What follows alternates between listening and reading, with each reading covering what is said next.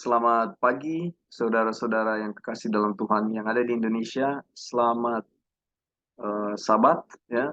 Selamat sore buat saudara-saudara kita yang ada di Amerika.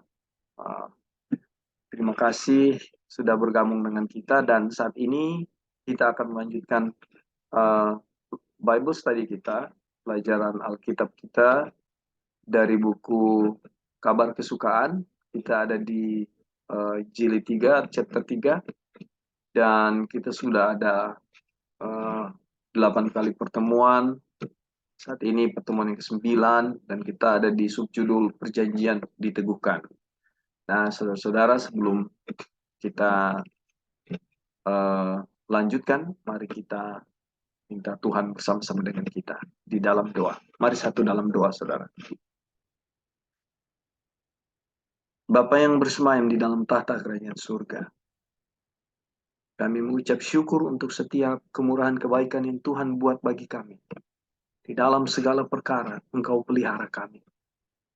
Terpuji-pujilah namamu Tuhan, ditinggikan Engkau selalu.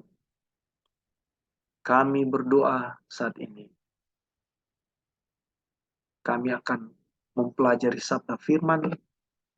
Biarlah apa yang Tuhan izinkan melalui kebenaran ini kami tahu, Tuhan berkati. Sama-samalah dengan kami melalui Roh-Mu yang kudus, Tuhan. Hadir di dalam Bible study ini. Sehingga kami tidak salah paham, sehingga kami tidak salah mengerti akan apa yang Tuhan mau kami tahu. Biarlah Engkau Tuhan solusi kami, jalan keluar kami untuk mengerti. Pertambahkan iman percaya kami Tuhan melalui setiap firman yang kami pelajari. Dan biarlah pada akhirnya apa yang kami pelajari ini adalah satu hal yang menjadi kemuliaan bagi nama-Mu. Mendoakan untuk jaringan internet. Biarlah berjalan dengan baik oleh karena Tuhan memberkati. Mendoakan untuk sahabat-sahabat yang nanti akan bergabung. Terpujilah namamu Bapa, kami mengucap syukur banyak terima kasih dan biarlah kehendak-Mu yang jadi atas kami. Kami berdoa di dalam nama anak-Mu Yesus Kristus, Tuhan dan Juru Selamat kami yang hidup. Amin. Saudara-saudara, kita sekarang ada di perjanjian diteguhkan. Tapi saya mau review ada uh, satu topik yang baik sekali yang sudah kita sempat pelajari minggu yang lalu ya. Di hari Senin ya.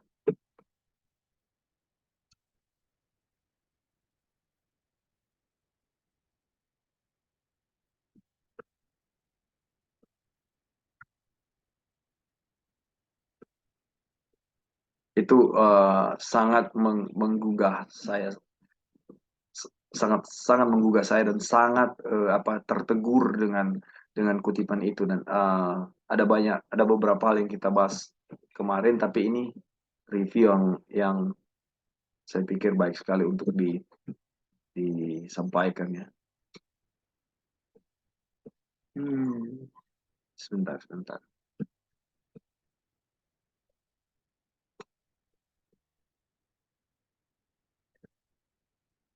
Kita sekarang ada di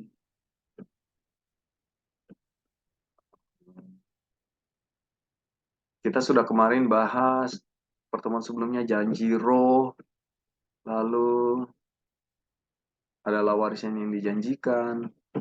Itu tuh pertemuan yang sebelumnya ya. Saya lagi mau lihat di sini. Ini pertemuan yang hari Senin ya. Nah, dan keturunannya. Nah, kita tahu ya. Saya sedikit baca ya. Adapun kepada Abraham diucapkan segala janji itu dan kepada keturunannya, tidak dikatakan kepada keturunan-keturunannya. Jadi cuma satu keturunan, yaitu Yesus Kristus. Nah, pertentangannya adalah perihal jalan keselamatan. Apakah hanya oleh Kristus atau sesuatu yang lain, atau oleh Kristus dan sesuatu atau orang yang lain? Ya. Nah, di dalam kehidupan sehari-hari ya, di dalam pemahaman kita ketika kita belum datang kepada pelajaran tentang pembenaran oleh iman atau kabaran malaikat ketiga ini, kita mengerti bahwa untuk selamat, saya ada bagian yang harus saya lakukan.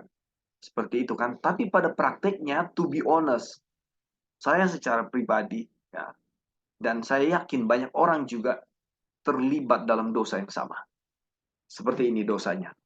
Banyak orang mengira bahwa keselamatan adalah oleh mereka sendiri. Ini dosa, saudara. Ya, dosa yang pertamanya, ketika kita belum belajar pekabaran ini, kita tidak tahu bahwa itu dosa. Ya. Jadi saya pikir untuk selamat itu ada andil, ada hal yang harus saya lakukan. Ada bagian saya membantu Tuhan untuk supaya lancar-lancar keselamatan saya. Yang kedua, masih satu paragraf ya. Bahwa mereka harus membuat diri mereka sendiri baik.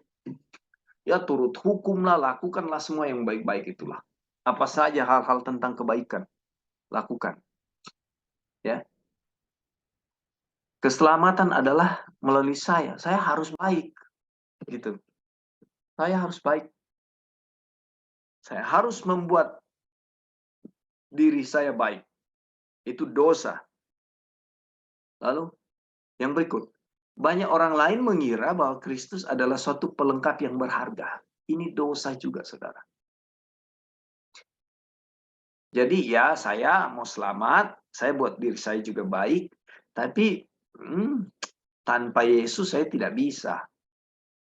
Saudara mengerti ya? Ini out of context dari pekabaran malaikat ketiga, dari pembenaran oleh iman. Jadi tetap ada Yesus memang. Tapi apa? Di situ kita buat Yesus sebagai pelengkap. Dikatakan lagi apa sih? Pelengkap yang berharga. Oh iya Tuhan, keselamatan hanya melalui Yesus Kristus, betul. Tapi di situ ada yang saya usahakan. Ada bagian saya. Dan Yesus ini, wah, memang dia harus melalui dia pelengkap yang berharga. Seorang penolong yang baik dalam usaha mereka. Saya nggak bisa apa-apa.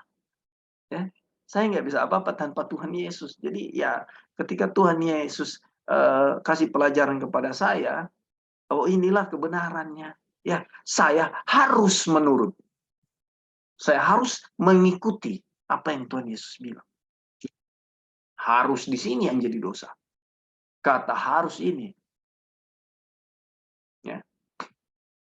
Sedangkan orang lain lagi, ya, kasus yang lain lagi ya, memberi dia tempat yang pertama, tetapi bukan satu-satunya. Ini sebenarnya yang saya baca ini apa ya namanya, sama aja, satu konsep. Ya, seperti yang saya jelaskan barusan juga. Ya, memberi dia tempat yang pertama, hanya Yesus, hanya Yesus, hanya Yesus. Tapi tunggu dulu, saya harus berbuat baik, saya harus lakukan itu kebenaran. Kalau enggak, saya enggak selamat. Gitu. Mereka masih menganggap diri mereka sebagai orang nomor 2 yang baik. Jadi, Tuhan baik, saya nomor 2. Saya ini bisa lakukan semua hal. Ya, kebaikan itu, saya nomor 2. Adalah Tuhan dan mereka sendiri yang melaksanakan pekerjaan. Ya, saudara.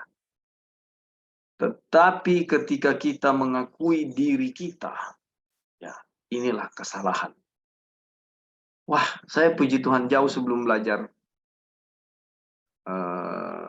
pembenaran oleh iman ini, kita belajar, sebelum belajar buku ini, ya, kabar kesukaan, kita udah belajar pembenaran oleh iman. Dan landasan salah satu ayat yang sangat kuat, yang menjadi landasan kuat itu, Matius 7 itu. Ayat 22 dan 23. Jadi, dengan ayat itu, luar biasa sangat menegur. Dan ini terkesan sekali buat saya ketika kita belajar minggu yang lalu ini. Bukan minggu yang lalu, waktu yang lalu hari Senin ya, kalau nggak salah ini. Pertemuan terakhir itu. Ini sangat menemplak saya. Pelajaran ini mengingatkan. Dan inilah dosa yang Tuhan tanggung, saudara-saudara. Tapi kenapa? Sebelumnya kita nggak sadar ini. Kita tidak sadar ini. Dan ketika topik ini dibahas, dibawa ke orang, banyak yang akan tersinggung, banyak yang akan tidak terima, saudara-saudara. Kamu Ketika kita akan menyampaikan ini, kamu ajaran dari mana lagi ini? Karena begitu kentalnya, saya ada bagian untuk selamat. Itu kental sekali. Ada hal yang harus saya lakukan untuk selamat. Nggak mungkin dong. Kemarin dengan sahabat saya ada satu percakapan yang kami angkat, yaitu tentang kalau kita harus Bible study. Ya. Nanti ketika di hadapan raja-raja, ya, penghulu-penghulu dunia, hakim-hakim segala macam, kita akan bertanya, kita akan ditanya. Lalu kalau kita tidak belajar, Roh Kudus katanya mau ingatkan apa ke kita? Ya, itu ajaran dulu yang pernah saya terima. Ya, jadi harus belajar supaya ketika kita belajar, ya harus belajar supaya nanti ada yang Roh Kudus ingatkan kita sudah belajar. Lalu saya teringat ayat yang lain, ya, bahwa Tuhan akan pakai batu-batu, ya, untuk berbicara kalau kita tidak mau terlibat dalam pekerjaan Tuhan. Lalu saya terawang, saya berpikir lagi, dan saya percaya ini pertolongan Roh Kudus sampai di pemikiran itu, bahwa batu-batu kapan dia belajar, saudara? Kapan batu-batu belajar? Nggak pernah. Jadi ini menggambarkan, ya, kita ini benda mati, saudara. Betul-betul nothing. Nggak ada apa-apa. Ya. Kalau batu Tuhan bisa pakai, kita pun seperti batu. Ini bukan berarti kita jangan belajar Bible, jangan belajar Alkitab. Bukan seperti itu. Tetapi ketika kita berpikir kita Bible study, ya, kita belajar Alkitab untuk supaya kita bisa menolong Tuhan dalam pekerjaan Tuhan, sangat salah. Konsep yang benar-benar terbalik. Dan kelihatan tipis sekali. Oh, kita harus Bible study supaya pekerjaan Tuhan lancar. No way. Tidak bisa. Kita Bible study, saudara. Karena Tuhan izinkan kita Bible study. Tuhan mau kasih lihat kita kebenarannya.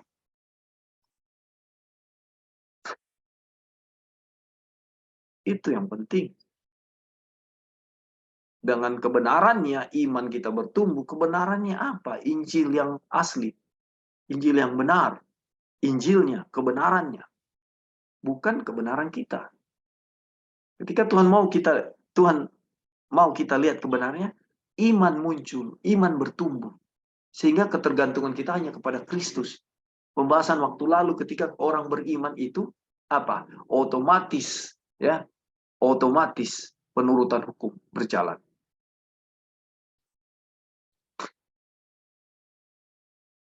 Di waktu lalu saya nggak pernah merasa hari Sabat itu penting.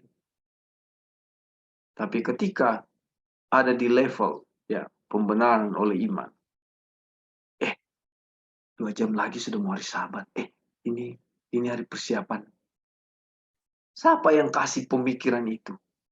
Dulu nggak mau tahu ini mau hari Jumat, mau hari apa, kerja mepet-mepet.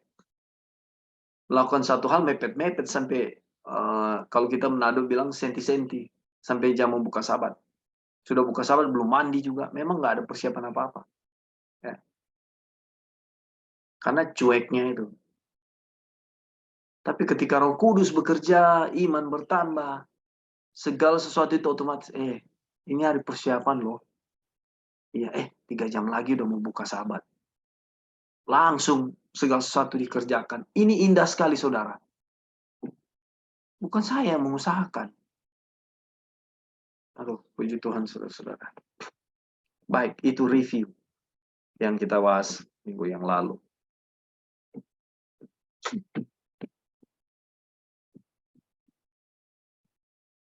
Kita masuk kepada pembahasan selanjutnya. Di kutipan kutipan kita saat ini,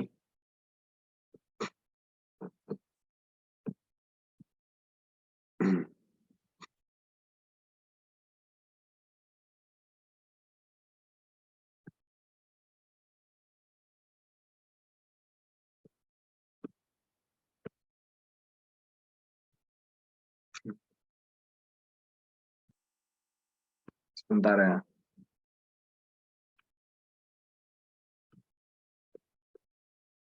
Ini perjanjian diteguhkan. Perjanjian atau covenant, yaitu janji Tuhan untuk memberikan kepada manusia segenap dunia yang telah dijadikan baru setelah pembebasan dari kutuk. Telah diteguhkan di hadapan Tuhan dalam Kristus. Ia adalah kepastian perjanjian baru, yaitu perjanjian yang kekal. Sebab Kristus adalah ya bagi semua janji Allah. Itulah sebabnya oleh dia kita mengatakan amin untuk memuliakan Allah.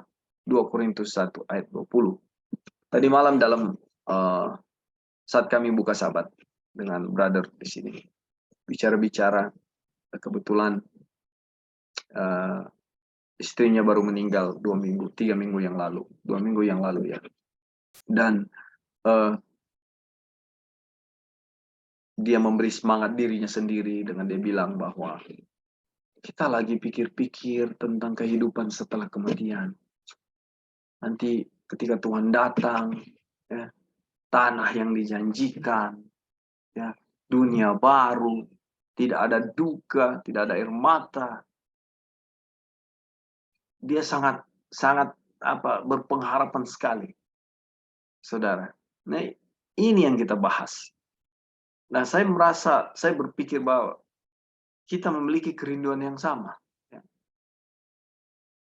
Dan inilah, ya, bagi Kristus adalah jawabannya. Kristus adalah ya bagi semua janji. Ini yang sedang kita bahas. Di dalam dia kita telah memperoleh warisan itu. Sudah diperoleh. Karena Roh Kudus adalah buah-buah pertama. Ya, buah sulung warisan itu. Dan memiliki Roh Kudus berarti Kristus sendiri yang tinggal di dalam hati oleh iman. Kristus tinggal di dalam hati oleh iman. Kristus sendiri yang tinggal di dalam hati oleh iman. Ini makanya saya bilang di waktu lalu ya, jika nanti Tuhan izinkan, orang boleh punya waktu sama-sama untuk membahas ini dalam konteks kesaksian, ya. Waktu yang khusus kapan, kayak harinya, bukan di jam-jam Bible study.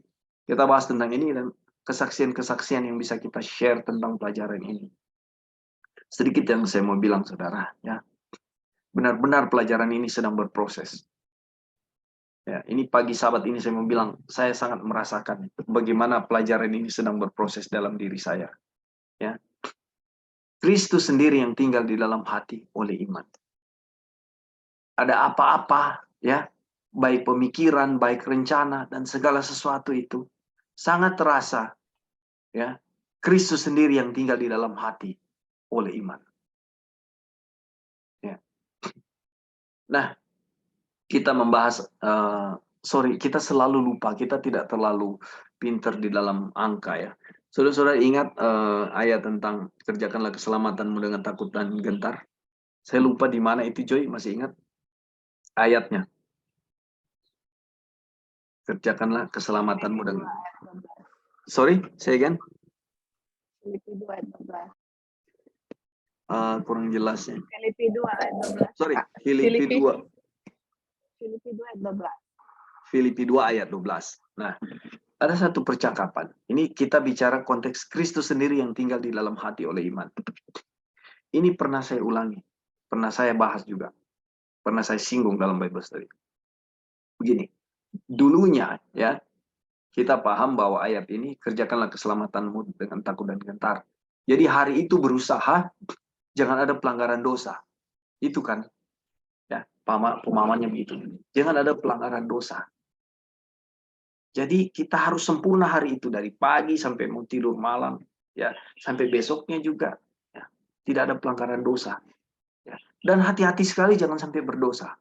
Saya hati-hati sekali jangan sampai berdosa. Nah, ketika pelajaran pembenaran oleh iman datang, pemahamannya adalah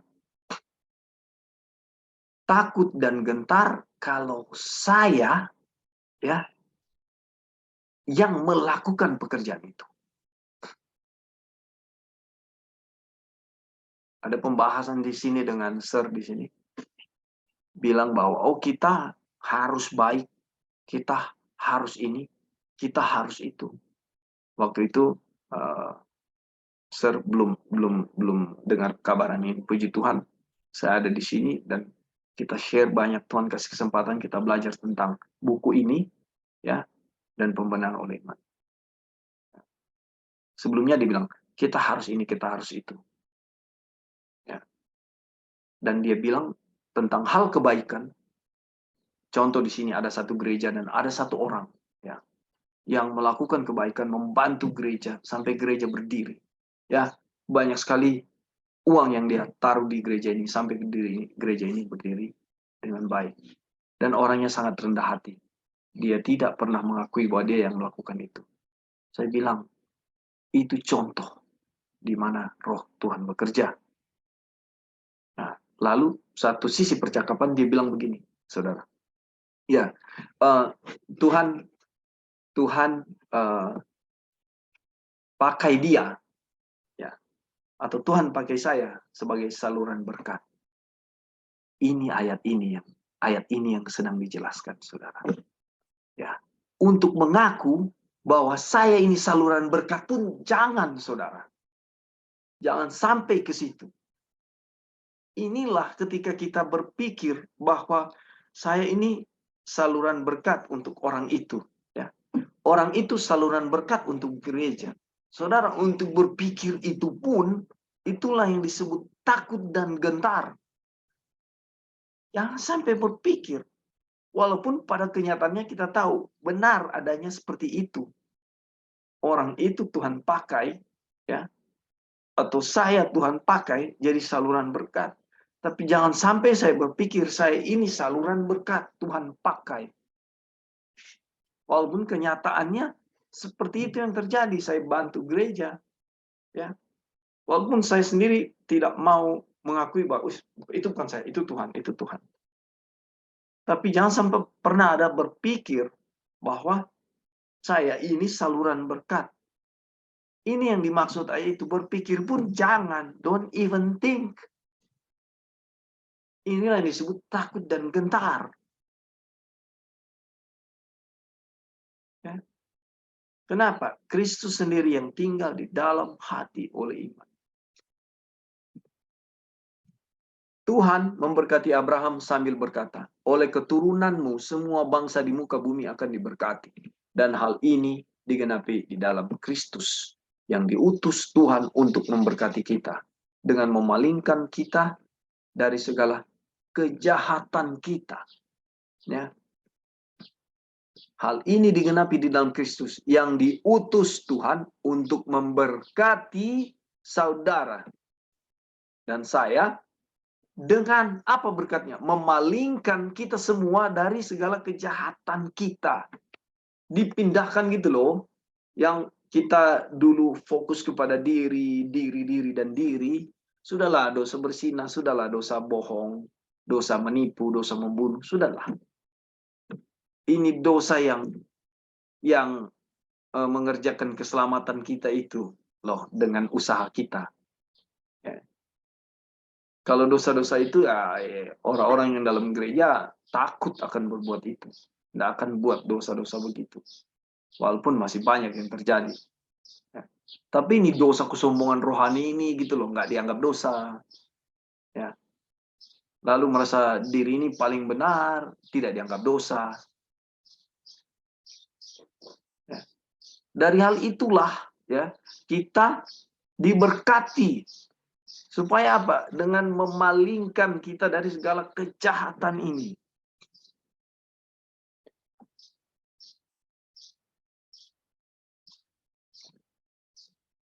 Oke, di kita punya judul pertama ini, perjanjian diteguhkan. Saudara-saudara ada tambahan?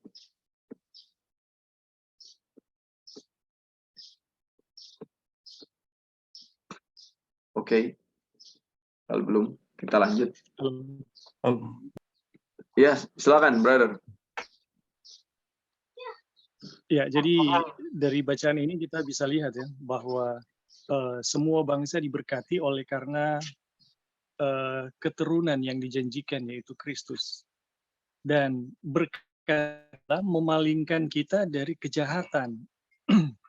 Ya, jadi karena Yesus kita berpaling dari kejahatan. Bukan karena kita berpaling dulu, baru kita diberikan Yesus gitu kan. Jadi teman-teman, Betul. ini pelajaran ini sangat jelas ya. Oleh karena Yesus, ya, keturunan yang dijanjikan itu, setiap orang itu diberkati. Dan diberkati artinya dibuat berpaling dari kejahatan. Dan itu semua karena Yesus gitu. Bukan kita berpaling dulu dari kejahatan, baru Yesus itu akan bekerja di dalam diri kita. Ya, Itu betul. terbalik luar biasa dan keliru ya. Oke, itu aja dulu bro, terima kasih. Terima kasih, Brother. Puji Tuhan, betul. Jadi kita lihat ya, kebenaran itu dinyatakan. Halo bro. Ya, Pastor, silakan. Oke, baik. Terima kasih untuk kesempatan. Kita hanya akan menanggapi sehubungan dengan ayat Filipi 2 ayat 12 itu ya. Ya. Jadi memang sepertinya kalau kita membaca ya hanya ayat 12 saja, ayat itu begitu menakutkan. Kenapa? Sepertinya kita harus mengerjakan ya keselamatan itu, kemudian kita akan berpeluh, kita akan berupaya sedapat mungkin ya, yang mungkin apa yang kita dapat sanggup ya untuk mengerjakan berdasarkan kekuatan kemanusiaan, kemudian dengan takut dan gentar, seperti itu ya. Tapi sebenarnya kalau memang ayat ini hanya berdiri sendiri ya, mungkin seperti itu. Ini sepertinya kalau kita salah memahami akan begitu legalis ya pernyataan dari ayat ini. Tapi kalau kita melihat selanjutnya ya, karena memang ini satu sebenarnya ya, bahwa Filipi 2 ayat 12 itu kelanjutannya adalah ayat 13 ya. Ya. Karena Allah lah yang mengerjakan di dalam kamu. Jadi memang ini juga pembenaran oleh iman ya. Jadi Betul. karena Allah lah yang mengerjakan di dalam kamu baik kemauan maupun pekerjaan ya. Artinya kemauan kan menunjuk ke hati, pekerjaan itu menunjuk apa yang kita lakukan. Baik kemauan maupun pekerjaan menurut kerelaannya. Artinya di sini sepertinya penekanannya di sini hanya kepada takut dan gentar ya. Kita melihat bahwa kata takut dan gentar di sini ini sebenarnya bukan takut kita kemudian pada akhirnya kita takut kepada Tuhan dan kemudian pada akhirnya kita akan memiliki gambaran seperti itu ya. Tuhan itu seperti polisi atau seperti hakim yang jahat yang ketika kita melakukan kejahatan atau kesalahan dia akan menghukum seperti itu. Tapi sebenarnya kata takut di sini itu bukan seperti itu ya. Kata takut di sini adalah perasaan atau pikiran yang menyadari dan mengakui bahwa sesungguhnya kita tidak bisa berbuat apa-apa. Seperti itu ya. Kita tidak bisa berbuat apa-apa. Kita ini adalah manusia yang lemah. Kita ini adalah manusia yang berdosa, cemar, dan kita tidak bisa berbuat apa-apa. Nah, ketika Paulus mengatakan kerjakanlah, itu adalah satu pernyataan yang disampaikan yang erat kaitannya dengan ayat 13 ya. Ketika kita ada kemauan ya untuk mengerjakan keselamatan itu, ayat 13 menyatakan bahwa karena Allah lah yang mengerjakan. Jadi baik kemauan maupun pekerjaan. Jadi di sini memang sepertinya tidak ada yang kalau kita melihat dengan ayat 13 itu sangat jelas bahwa ini pun adalah kabar baik ya, bahwa keselamatan itu akan dikerjakan di dalam kita oleh Tuhan sendiri ya, bahkan masih berada di dalam kemauan ya, keinginan di dalam hati, dan kemudian itu dinyatakan di dalam perkataan dan perbuatan. Dan memang Tuhan sendiri ya, Allah sendiri yang bekerja di dalam kita. Dan sesungguhnya pekabaran ini, saudara-saudara, memberikan satu gambaran atau satu pemikiran ya. Ketika kita mempelajari, membaca seluruh bagian firman Tuhan, Kejadian sampai Wahyu, bahkan bagian-bagian yang menjelaskan tentang sejarah, bagian-bagian yang menjelaskan tentang hitung-hitungan matematis ya, yang berhubungan dengan nubuatan ataupun dan lain sebagainya, kita bisa melihat ya, kita bisa melihat sesungguhnya Kristus di sana. Ini yang luar biasa, saudara. Walaupun kita membaca bagian-bagian yang sepertinya tidak ada Kristus di sana, tapi ketika kita mempelajari akan pekabaran ini, itu akan membentuk cara berpikir, cara mempelajari atau menafsirkan akan Alkitab itu, sehingga kita akan melihat Kristus di sana. Dan ketika kita akan menyaksikan akan bagian-bagian firman Tuhan itu yang kita pelajari ya, itu memang benar bahwa kita akan melihat Kristus di sana, dan ketika kita akan menyampaikan kepada mereka ya, sehubungan dengan bagian firman Tuhan yang akan diberikan kesempatan kepada kita untuk kita bawakan atau kita saksikan, maka mereka akan melihat Kristus di sana.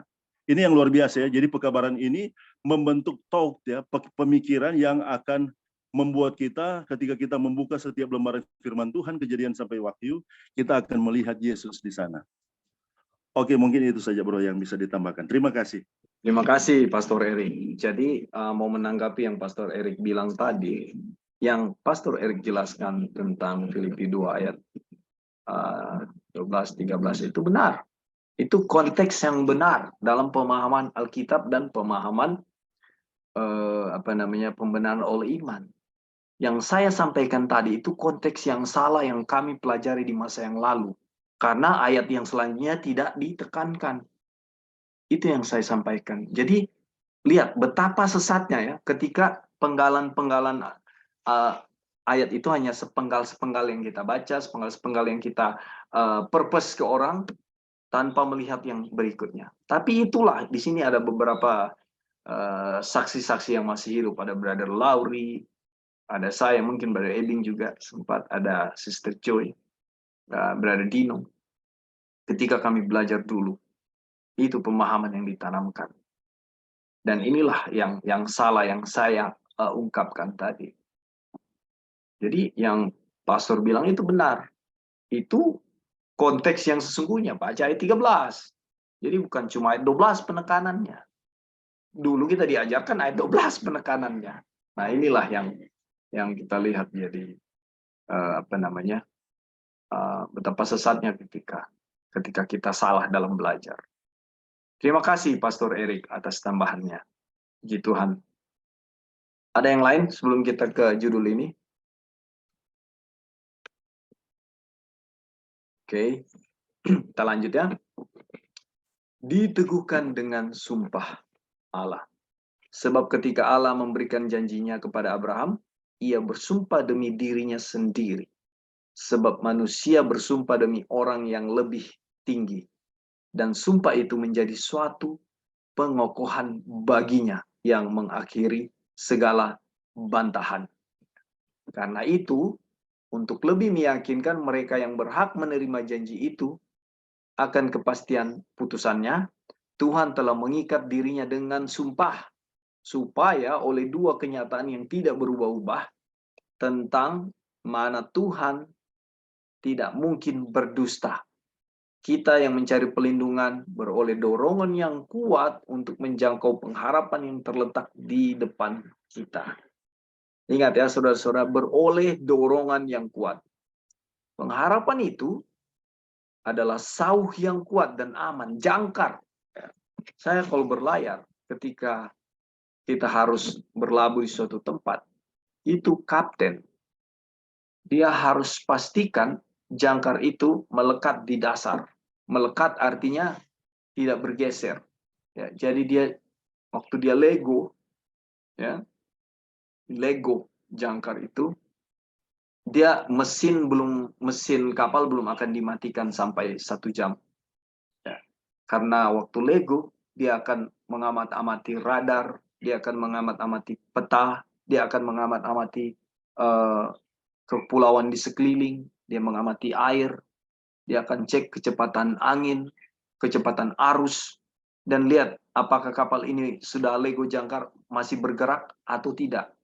Nah, bukan 1-2 kali ketika lego jangkar, akhirnya jangkar itu bukan satu sauh yang kuat, akhirnya hanyut.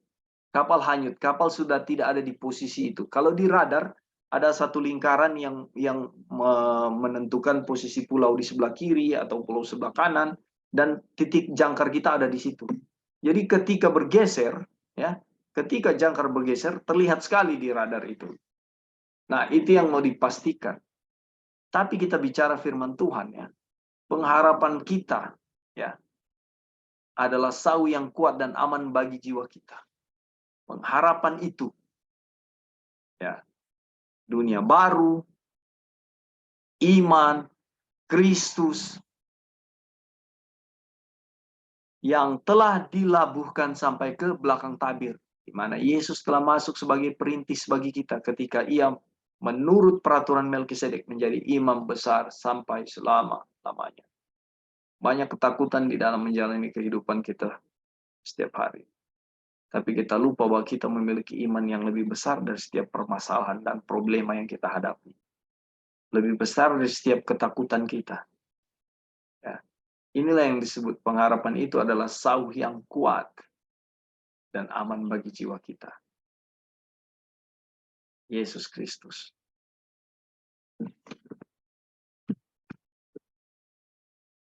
Itu adalah sumpah Tuhan. Dengan demikian hal itu meneguhkan perjanjian yang diberikan kepada Abraham. Bahwa janji dan sumpah kepada Abraham adalah landasan pengharapan kita. Apa yang terjadi kepada Abraham, itu bagian kita juga.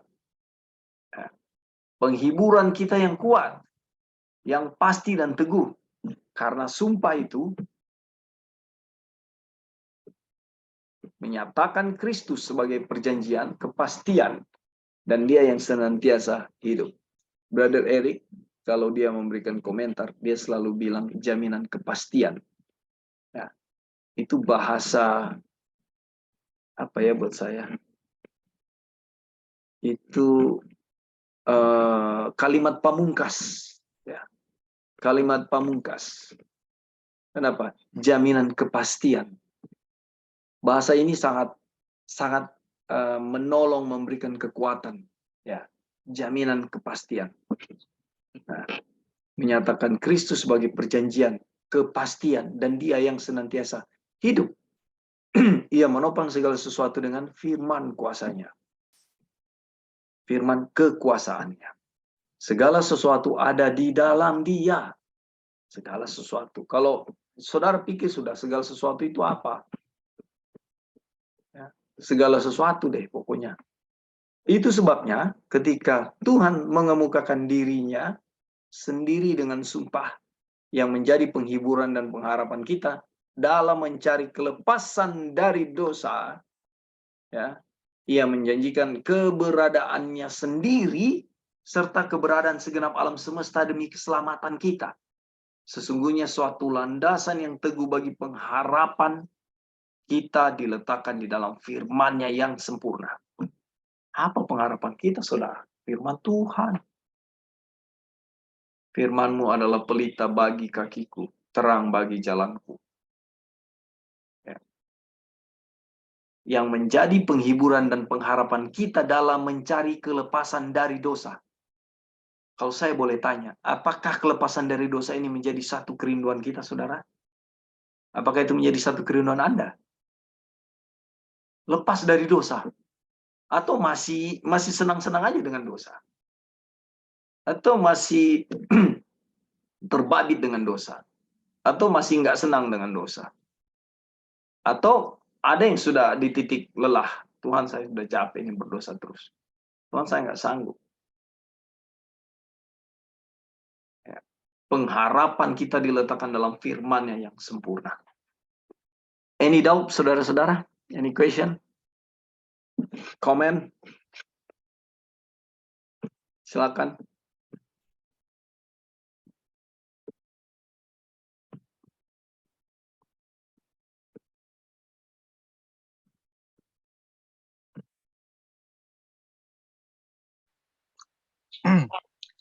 Halo. Ya, brother. Ya. Ketika membaca bacaan ini, secara pribadi ya, kita nggak tahu ya yang lain, tapi secara pribadi bacaan ini betul-betul menggetarkan.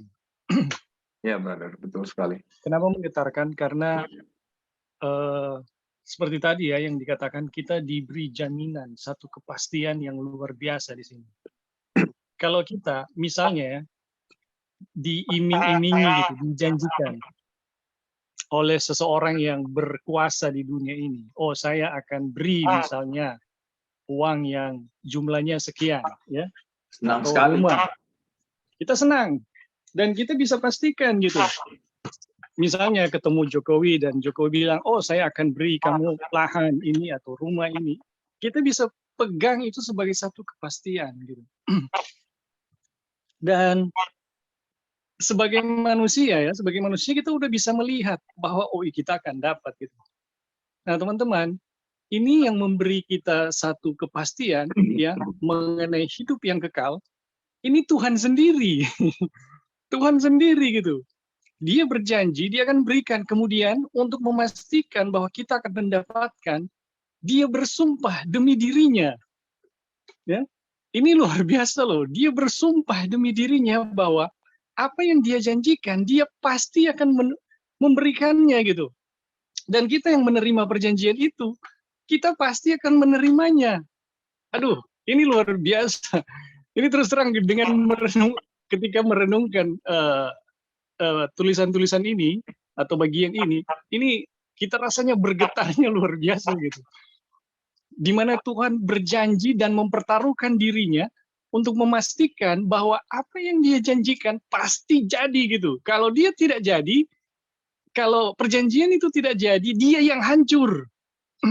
Dia yang musnah. Aduh ini luar biasa loh. Jadi teman-teman, di sini kita bisa melihat ya kepastian keselamatan yang Tuhan berikan. Dan menurut saya ya, menurut hemat saya secara pribadi, ketika kita bisa melihat perjanjian ini secara pribadi, saya bisa pastikan teman-teman kita semua bisa bertemu di laut kaca nanti ya pada waktu semua orang-orang kudus itu dikumpulkan. Amin. Kenapa? Karena Tuhan bersumpah demi dirinya untuk itu gitu. Dan teman-teman, kalau ada kita baca ya di kitab Wahyu 144.000. Dengan mempelajari hal ini ya, dengan mempelajari hal ini, sebenarnya kita tulis saja nama salah satu dari nama itu adalah nama kita gitu. Dengan apa ya? Dengan mempelajari pelajaran ini, 144.000 yang ada di kitab Wahyu, tulis aja nama kita di situ dan Tuhan telah bersumpah demi kita gitu. Untuk itu gitu. Jadi teman-teman, ini luar biasa sebenarnya. Oke, itu aja dulu bro, terima kasih. Yang Brother Ebing bilang, itu DP judul. Ya, itu judul yang dijelaskan Brother Ebing tadi. Diteguhkan dengan sumpah Tuhan. Puji Tuhan ya, luar biasa. Jadi, memang jaminan ya. Tapi untuk percaya itu ada keiman saudara. Terima kasih Brother Ebing. Halo brother. Ya, silakan Pastor Erik. Oke baik, terima kasih. Oke. Jadi memang kita juga mendapati ya secara pribadi dan memang seperti itu saudara. Pekabaran ini sifatnya seperti itu. Jadi pekabaran ini adalah pasti ya, sifatnya adalah pasti, kebenarannya adalah pasti. Kemudian itu telah menjadi bagian kita, kemudian telah selesai ya. Seperti itu, dan itu kabar baiknya. Dan akan selalu seperti itu. Ini tidak bergantung pada situasi yang ada di sekitar kita, ya, secara pribadi. Betul. Keadaan hati yang ada di dalam kita, ya, kan biasa keadaan hati itu kadang ada pergumulan, kadang kita kurang percaya, kadang kita menjadi lemah seperti itu ya. Tapi itu tidak bergantung ya pada keadaan hati kita atau apapun yang kita pikirkan. Sifatnya akan selalu seperti itu. Dan memang ya. Di dalam kepastian semua apa yang kita butuhkan itu telah Tuhan kerjakan dan telah Tuhan karuniakan ya, seperti itu ya. Dan memang kita ini yang kita juga alami secara pribadi bahwa kadang kita berpikir ya bahwa kita memang sudah mungkin lelah atau tidak sanggup sebagaimana yang tadi Brother Dovin bilang ya. Tapi sebenarnya itu adalah kita ya, itu adalah kemanusiaan kita. Yang mungkin ketika kita berada di dalam keadaan itu, kita tidak lagi melihat jaminan kepastian ini. Tapi di dalam kebenaran ya, sesuai dengan Brother Dolphin bilang tadi, oleh iman ya, iman yang Tuhan berikan kepada kita, yang adalah imannya, yang dikerjakan di dalam kita, kita sebenarnya dapat menentukan. Karena memang ini di dalam kepastian ya, standar apapun ya, ya kalau kita berpikir bahwa kita akan setia, kita akan sempurna, akan jadi seperti itu, saudara. Karena memang sifatnya seperti itu, ya. Ketika kita menyatakan apa yang kita rindukan di dalam jaminan kepastian ini, maka itu akan menjadi bagian kita. Memang dulu kita masih takut, saudara. Takut untuk berpikir bahwa dapatkah kita menjadi sempurna ya seperti itu, atau dapatkah kita menuruti akan 10 hukum itu dengan lengkap dan penuh ya, karena kalau Yakobus bilang kan satu salah semua ya. Tapi di dalam jaminan kepastian ini itu dapat, saudara, karena itu yang Tuhan telah kerjakan ya, dan itu yang telah terjadi, dan itu juga di dalam kepastian dapat menjadi bahagian kita. Hanya saja mungkin kita yang masih ragu-ragu ya, seperti itu ya, tadi brother bilang ya, masih ragu-ragu, apakah ini akan jadi, sehingga mungkin badai gelombang pergumulan itu masih dapat menggulung kehidupan kita. Tapi ketika kita terus melihat di dalam jaminan kepastian ini, tadi telah brother Ebing katakan bahwa ini dia begitu bergetar ya oleh karena jaminan ini, dan memang di dalam jaminan ini ya, di dalam jaminan ini bahwa semua apa yang kita capai, standar apapun yang akan kita yang akan dapat dihidupkan dari dalam kehidupan kita ya, semuanya itu pasti Tuhan telah lakukan, dan itu pasti itu dapat bekerja dalam kehidupan kita. Memang sekali lagi ya, bahwa iman yang seperti apa yang dinyatakan ya, itu akan seperti itu ya, karena Tuhan juga berkata seperti itu ya. Kalau kamu percaya bahwa ini gunung ini akan dapat dipindahkan, ya dia akan berpindah seperti itu. Dan memang itu sifatnya, dan di dalam kepastian itu menjadi bagian kita ya, bahwa sesungguhnya kita telah benar, kita telah kudus, kita telah sempurna seperti itu, dan standarnya memang seperti itu. Dan ketika kita melihat di dalam jaminan kepastian ini, maka ini telah menjadi bagian kita, saudara. Ini telah menjadi bagian kita.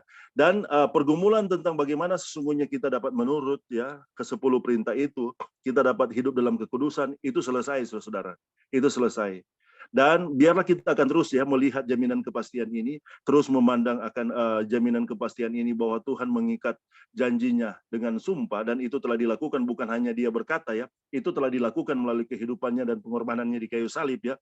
Kebenaran itu telah lengkap, keselamatan itu telah lengkap, dan di dalam kepastian, dan itu menjadi bagian kita. Dan ketika kita memandang terus pada jaminan kepastian ini ya, ini akan terus menguatkan kita, saudara, bahwa standar sempurna yang telah Tuhan tentukan ya untuk dihidupkan dalam kehidupan kita itu dapat menjadi bagian kita, dan telah menjadi bagian kita, dan pasti menjadi bagian kita.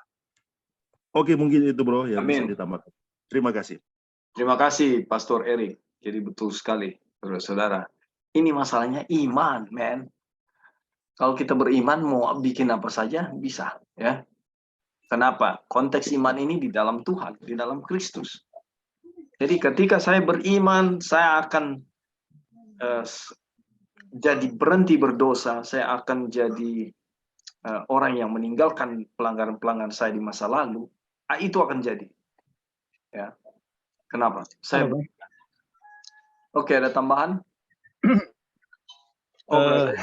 Silakan. Menambahkan sedikit lagi ya. Saya agak kurang setuju kalau ini ditentukan oleh iman. Kenapa? Saya lebih melihat ini ditentukan dengan gambar.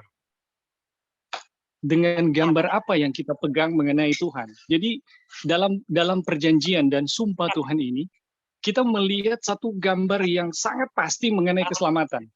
Dan teman-teman, kalau gambar ini kita lihat, ini otomatis kita yang nggak percaya pun akan percaya. Nah, ini agak mirip ya, ini kita kasih perbandingan, ini agak mirip dengan perjanjian Tuhan mengenai tanah Kanaan kepada bangsa Israel.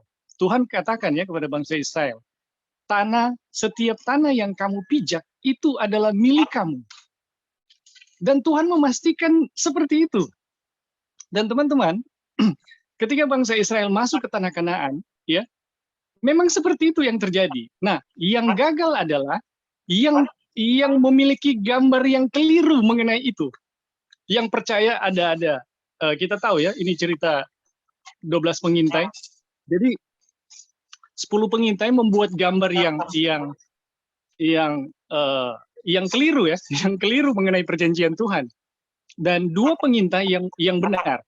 Nah, ketika 10 pengintai dan mayoritas mengikuti gambar yang keliru, mereka tidak masuk. Tetapi mereka yang tetap pada gambar yang Tuhan sudah tetapkan, mereka masuk. Jadi teman-teman, di sini kita bisa melihat ya bahwa setiap orang sangat membutuhkan yang namanya perjanjian Tuhan. Dan ketika kita melihat kepastian yang Tuhan berikan, disitulah keyakinan kita itu dengan kuat ya, dengan kuatnya. Kenapa? Karena kita bisa melihat Tuhan bersumpah, ya Tuhan berjanji, dan kemudian meneguhkan perjanjian itu dengan sumpah. Dan konsekuensi dari sumpah ini adalah kalau Tuhan gagal terhadap diri kita, dia yang binasa teman-teman, dan semesta alam ini binasa. Apa artinya? Sebenarnya kita yang mendengarkan sumpah ini, kita sudah diberikan kesempatan untuk dipastikan untuk selamat gitu. Yang tidak akan mengalami adalah yang masih memiliki gambar yang salah atau belum pernah mendengarkan hal ini. Jadi teman-teman, ketika kita mendengarkan ini ya, ketika kita mendengarkan pekabaran ini atau pernyataan dari Tuhan mengenai sumpah ilahinya, kita telah diikat sebenarnya oleh Tuhan dalam satu keselamatan. Ini Tuhan sendiri yang mengikatnya, bukan saya gitu, bukan orang lain. Dan itu tidak seperti Brother Eric katakan tadi ya, itu dipengaruhi oleh keadaan-keadaan saya gitu. Jadi Tuhan bersumpah demi dirinya. Dan teman-teman, kita juga bisa lihat ya ke Abraham. Abraham disebutkan sebagai bapak orang percaya. Padahal kalau kita lihat kenyataannya, Abraham berkali-kali gagal di dalam iman. Tapi karena Tuhan telah mengikat dirinya dengan sumpah untuk memberkati Abraham, itu terjadi teman-teman. Ini bisa dibilang sudah ditakdirkan untuk diselamatkan. Oke, itu aja. Terima kasih. Oke, baik, terima kasih, Brother Ebing. Jadi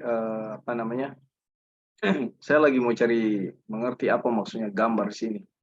Karena kalau kita lihat peristiwa 10 pengintai dan 2 pengintai ini kan informasi, apakah ini tata bahasa atau bagaimana, Brother Ebing? Saya melihat informasi yang disampaikan oleh 10 pengintai dan 2 pengintai itu berbeda kan. Nah, mana mau meletakkan istilah gambar ini, tapi kita jadi informasi itu kan membentuk gambar, pengertian bagaimana keberadaan tentang Tuhan, dan informasi dari pekabaran yang benar itu memberi gambar yang sangat indah dan sangat kuat mengenai Tuhan. Oke, bro, itu aja. Dan itu kita pahami melalui apa? Iman. Bagaimana kita tahu ada surga nanti di sana? Bagaimana ada dunia baru? Ya, ketika kita belajar ini, perjanjian yang Tuhan berikan, ya, jadi kekuatan kita, jadi kepastian kita. Terima kasih, Brother Ebing, untuk tambahannya. Ini kutipan kita terakhir, judul kita terakhir. Kita usahakan selesai jam 8.30 ya. Oke. Oh, ini menarik. Boleh 3 menit. Ini menarik ini. Silakan. Boleh? Silakan. Biar cuma 3 menit. Oke, baik. Terima kasih. Jadi kita melihat ya bahwa gambaran atau pelajaran yang Alkitab berikan tentang perjalanan bangsa Israel ya dari Mesir ke tanah Kanaan ya, tanah perjanjian, dan itu adalah juga menjelaskan tentang kita ya, bagaimana kita sesungguhnya telah Tuhan angkat, Tuhan keluarkan dari Mesir duniawi, kemudian menuju dalam perjalanan menuju tanah Kanaan surgawi, seperti itu ya. Dan memang kalau kita melihat bahwa berkali-kali bahwa Alkitab menjelaskan dan juga Ronubuat menjelaskan bahwa bangsa Israel tidak percaya ya, ragu-ragu, kurang percaya, seperti itu ya. Sehingga mereka berada di dalam keadaan yang tidak seharusnya di dalam rencana Tuhan ya. Salah satu gambaran yang diberikan adalah ketika mereka akan memasuki ya tanah Kanaan dan kemudian 12 pengintai itu diutus. Tapi hanya 2 yang kemudian membawakan kabar baik ya, seperti itu, dan mereka lebih percaya kepada kabar buruk, dan pada akhirnya mereka kembali harus kembali berjalan selama 40 tahun ya, yang seharusnya mereka telah sampai kepada tanah Kanaan. Dan memang seperti itu ya, ketika terjadi peristiwa-peristiwa yang sepertinya murka Tuhan itu menyala-nyala, itu dinyatakan, dijelaskan oleh karena mereka tidak percaya, oleh karena mereka ragu-ragu. Seperti itu ya, ketidakpercayaan Israel yang menyebabkan pada akhirnya semua yang keluar dari Mesir ya, semua yang keluar dari Mesir itu tidak dapat masuk ke tanah Kanaan. Hanya generasi selanjutnya, generasi yang dilahirkan ya, atau yang dilahirkan di padang belantara ya, di dalam perjalanan bangsa Israel menuju tanah Kanaan. Jadi memang keadaan tidak percaya, ragu-ragu itu memang itu yang menyebabkan mereka gagal ya. Mereka gagal ya. Dan mereka yang percaya itu yang menyebabkan berhasil ya. Kaleb dan Yosua dan semua ya yang berada di dalam keadaan percaya itu.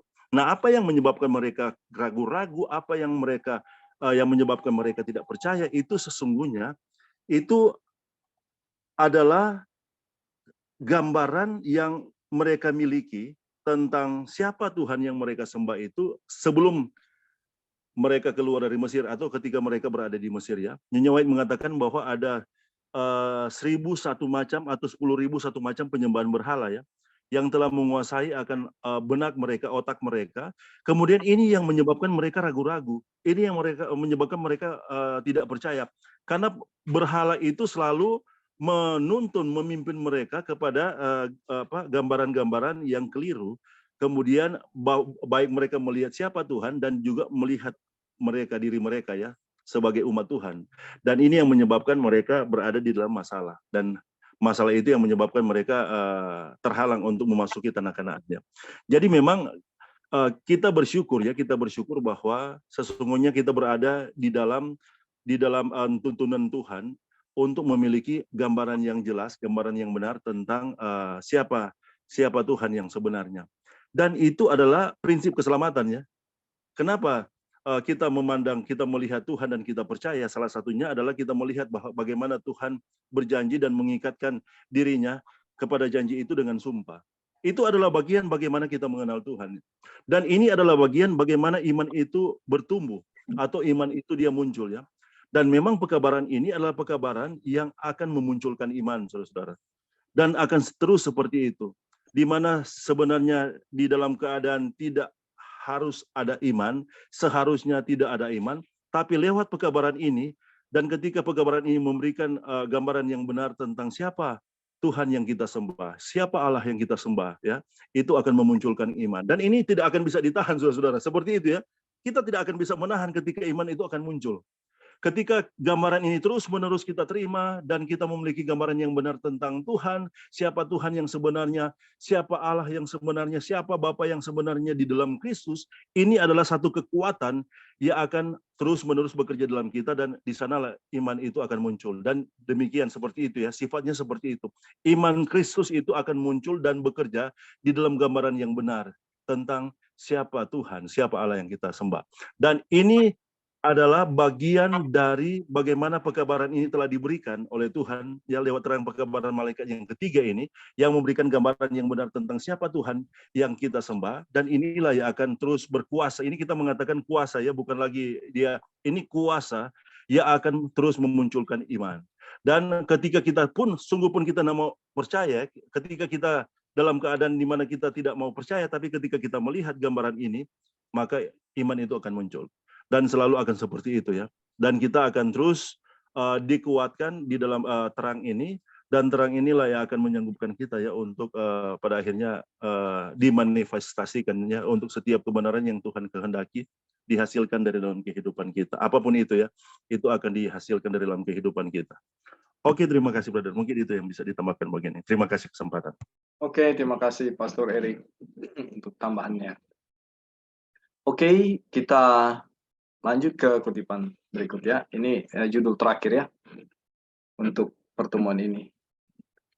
Hukum tidak dapat membatalkan perjanjian. Saat kita melanjutkan, jangan lupa bahwa perjanjian atau covenant dan janji, promise, itu adalah suatu hal yang sama.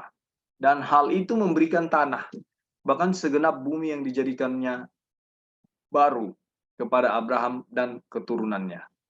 Ingat juga bahwa karena hanya kebenaran yang boleh tinggal di langit yang baru dan bumi yang baru yang dijadikan kepada Abraham dan keturunannya, maka janji itu termasuk menjadikan benar semua orang percaya. Jadi itu termasuk janji, ya saudara-saudara. Jadi ada bumi, langit yang baru, bumi yang baru, ya, yang dijanjikan. Ada juga apa? Menjadikan benar semua orang yang percaya. Ini dilakukan di dalam Kristus. Dan pada siapa janji itu diteguhkan sekarang, walaupun wasiat ya atau covenant adalah perjanjian manusia, kalau sudah disahkan tidak dapat dibatalkan atau ditambahi oleh seorang pun. Ini judulnya tentang apa? Hukum tidak dapat membatalkan perjanjian. Apalagi dengan perjanjian Tuhan. Kalau manusia kan kita tahu, kalau kita bicara tentang sah-sah ada sudah pergi beli materai 10.000. Itu udah sah itu. Ya. Asal konteksnya benar. Ya. Karena kemarin saya dapati ada kasus bahwa konteks tidak benar. Walaupun pakai materai. Ya. Dan itu kalau dibawa ke ranah hukum tidak ada kekuatan apa-apa walaupun pakai materai. Tetapi secara duniawi dalam banyak hal ya, kalau kita bicara hukum itu sah. Nah, di sini apalagi dengan perjanjian Tuhan.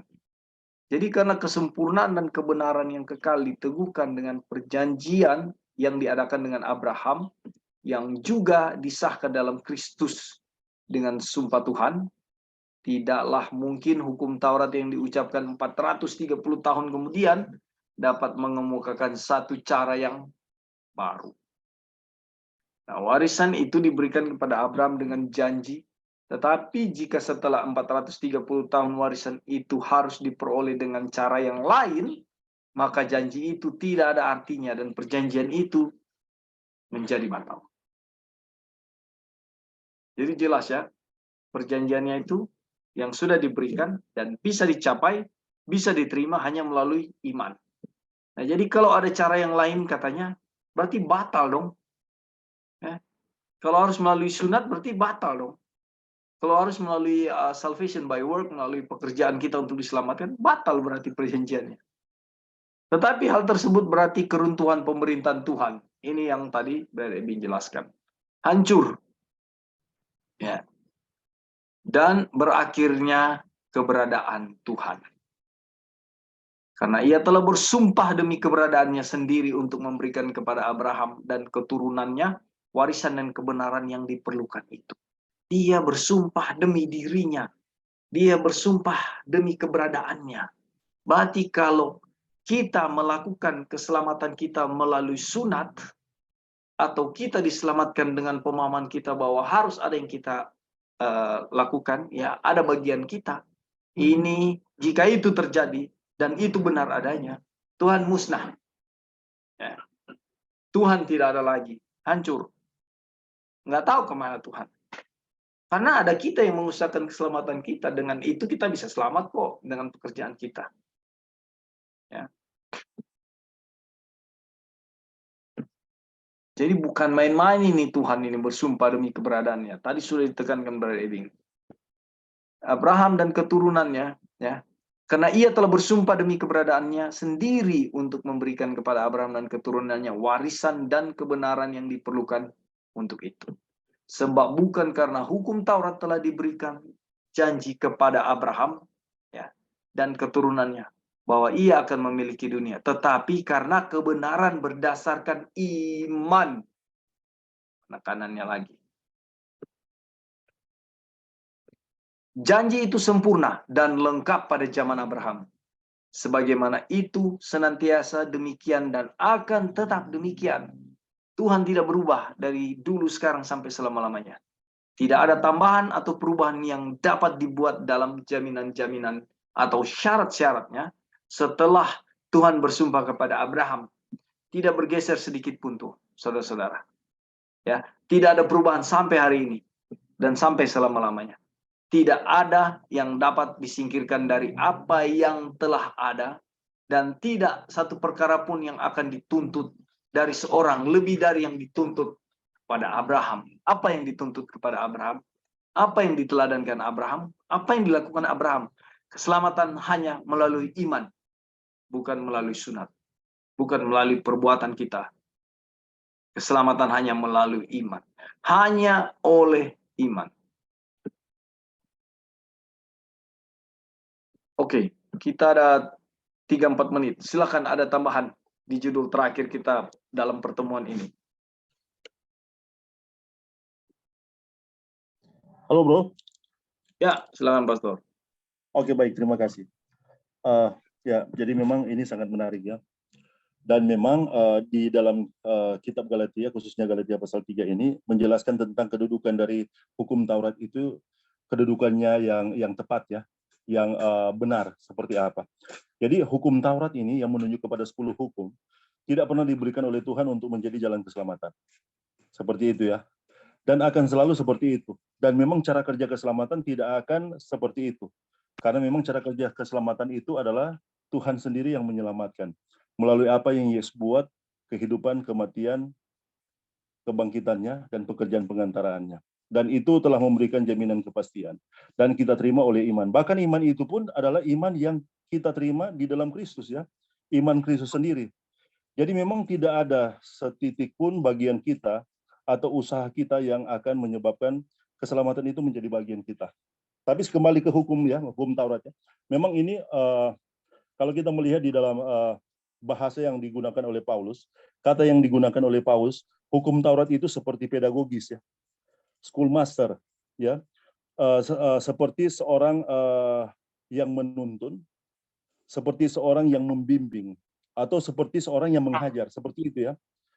Dan ketika kita berada di dalam keadaan yang tidak selaras dengan tuntutan hukum Taurat itu sendiri atau 10 hukum itu sendiri, maka fungsi dari schoolmaster itu akan tetap berjalan, akan tetap berlaku.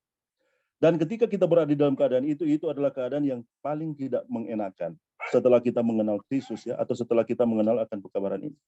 Dan itu yang telah diterima oleh bangsa Israel. Mereka telah menerima sistem korban yang menjelaskan tentang bagaimana cara Tuhan menyelamatkan. Itu yang telah mereka terima. Dan sesungguhnya itu yang mereka telah miliki, bahwa mereka juga memiliki keselamatan oleh iman kepada peristiwa yang akan terjadi selanjutnya ya, lewat simbol atau lewat upacara dari sistem korban itu yang memberikan mereka jaminan kepastian keselamatan. Tapi kemudian pada akhirnya mereka dituntun kepada legalisme ya, upaya usaha kemanusiaan menurut 10 hukum Tuhan atau sistem hukum Taurat yang lain untuk memperoleh selamat. Dan kemudian ini diberikan oleh Paulus ya. Dan kemudian diangkat oleh Wajonar dan diekspos ya melalui tulisan ini. Dan bahwa benar hukum Taurat itu akan tetap menjadi schoolmaster ya. Ia akan terus menuntun kita kepada Kristus. Ia akan terus menuntun kita kepada jaminan kepastian keselamatan di dalam Kristus. Kita bersyukur ya ada hukum. Kita bersyukur ada 10 hukum yang akan selalu berfungsi untuk menuntun kita kepada keselamatan yang sejati, kepada keselamatan yang seutuhnya itu. Dan ini yang menjadi gagal paham ya, yang terjadi kepada teman-teman yang sebelumnya mereka mempelajari akan pekabaran ini. Saudara-saudara, ada banyak sekali teman-teman ya, atau mereka yang ada di luar sana mempelajari pekabaran ini, tapi pada akhirnya mereka tidak melihat dengan tepat tempat dari 10 hukum itu sendiri. Kemudian pada akhirnya mereka pada titik di mana mereka menolak 10 hukum itu. Ya. Ada banyak sekali mereka yang ada di luar sana. Mereka menolak. Mereka bahkan menyatakan bahwa hukum itu hanya untuk bangsa Israel. 10 hukum itu tidak lagi berlaku. Yang berlaku sekarang adalah hukum kasih. Yang berlaku sekarang adalah kebaikan, gimana kita boleh saling mengasihi dan mengampuni. Tapi di sana tidak ada lagi 10 hukum ya. Karena mereka tidak melihat dengan tepat gambaran yang diberikan oleh Alkitab, khususnya di dalam kitab Galatia pasal 3 ini, kedudukan dari hukum itu. Dan akan selalu seperti itu ya, bahwa di mana ada dosa, di sana akan ada schoolmaster yang akan menuntut dosa itu.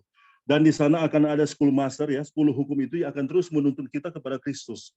Itu yang kita miliki ya, dan kita bersyukur pekabaran ini menjelaskan itu.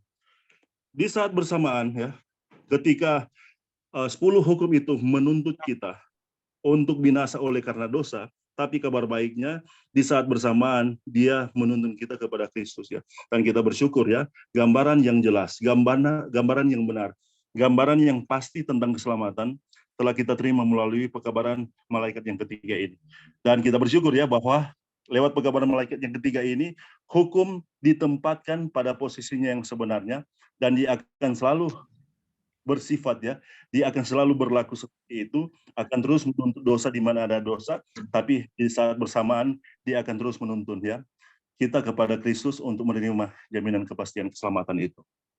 Oke, brother, terima kasih untuk kesempatan.